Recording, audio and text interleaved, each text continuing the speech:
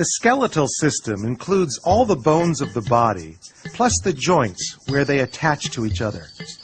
Our skeleton protects our internal organs, provides a framework or scaffolding that allows us to stand upright and move, stores minerals that our body needs to function properly, and produces blood cells. Our muscles, pulling this way or that way on our bones, produce movement. And without the protection of our skeleton, even a simple bump on the head or chest could injure vital internal organs. Pound for pound, the bones of the skeletal system are stronger than steel.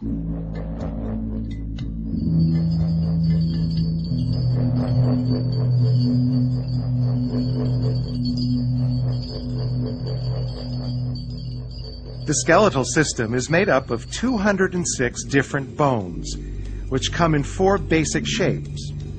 Long bones, such as the femur. Short bones, like the wrist and ankle bones. Flat bones, such as those in the skull or scapula. And irregular bones, like the vertebrae. There are 2 types of bone tissue. Compact bone, which is dense, smooth, and very strong, and cancellous bone, which is spongy and lightweight. Both types of bone tissue contain living cells, which help make repairs if a bone is injured or broken. A typical long bone has a main shaft called the diaphysis, composed of compact bone, and 2 ends called epiphyses, composed of cancellous bone. The main shaft is covered with a membrane of living cells called periosteum, to which muscles and tendons attach themselves. Inside the main shaft is a cavity called the medullary cavity, which contains bone marrow. Bone marrow stores fat, produces blood cells, and plays an important part in the body's immune system.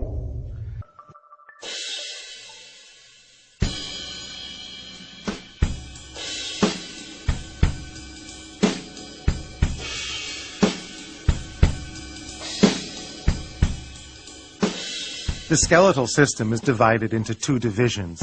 The axial skeleton, which consists of bones that form the longitudinal axis of the body, and the appendicular skeleton, which consists of bones that are appended to the axial skeleton. The axial skeleton includes 80 bones comprising the skull, vertebral column, and thorax.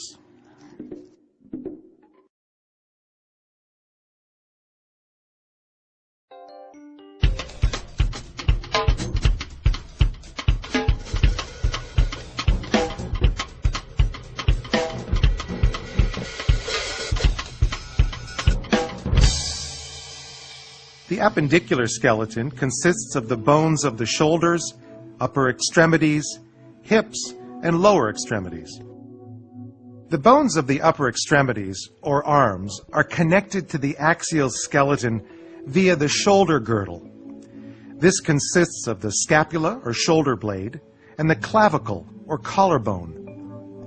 The arm itself is composed of the humerus, or upper arm, and the radius, and ulna of the forearm, plus the wrist and hand, which consist of 27 separate bones.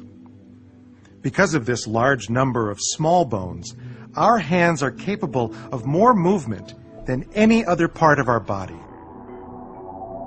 The bones of the lower extremities, or legs, are connected to the axial skeleton via the pelvic girdle, which is formed by the 2 hip bones. It protects the bladder, reproductive organs, lower colon, and rectum. In the male, the pubic arch of the pelvis is less than 90 degrees wide. In the female, greater than 90 degrees. This difference in width is necessary for the female pelvis to accommodate childbirth. The longest, heaviest, and strongest bone in the body is the femur, commonly called the thigh bone. At one end, it is connected to the pelvis, and at the other end to the lower leg, which is made up of the tibia, or shin bone, and fibula.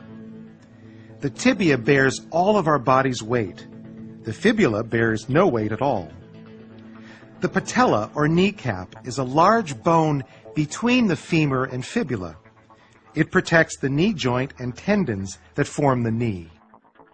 The bones of the ankle and foot must carry all of our body weight as we stand, walk, or run.